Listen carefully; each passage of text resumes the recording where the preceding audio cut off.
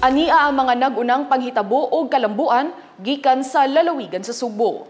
Ubay-ubay na nga mga politiko dinhi sa lalawigan sa Subo ang mipasaka sa ilang certificates of candidacy.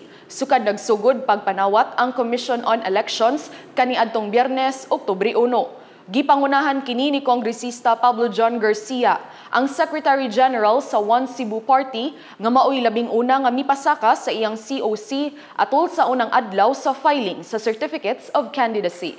Naghinay-hinay na pagpasaka sa ilang Certificates of Candidacy ang mga opisyales sa lalawigan sa Subo nga molansar ubos sa One Cebu Party.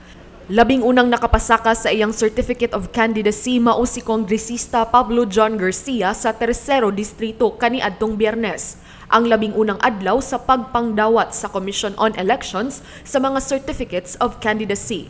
Mato ni Gobernador Gwen Garcia, miuna pag-file si Kongresista Pablo John tungod kay siya man ang Secretary General sa One Cebu nga partido, aron ang pagtutok na lang sa mga isyu sa partido ang iyang atimanon. You see, because he is the Secretary General of One Cebu, and most of the work is on the Secretary General.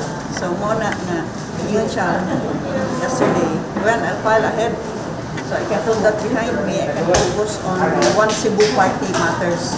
Gisundan siya ni Talisay City Mayor Samsam Gulyas nga mulansar pagka-kongresista sa unang distrito sa Subo. Mupuli siya sa iyang apuhan nga maoy kasamtangang kongresista karon nga si Eduardo Gulyas, kinsa mo retiro na usab sa politika.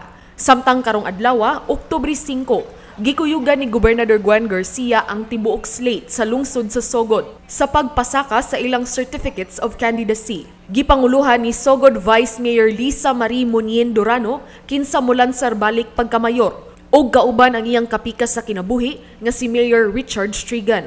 Si Munien igagaw igtagsa sa kaatbang ni Garcia nga molansar pagkagobernador nga si Ace Durano. Apan mas gipili niya nga modapig sa partido sa gobernador tungod kay iyang nakita nga mas adunay malasakit sa mga Subuanon ang klase sa pamunuan niini.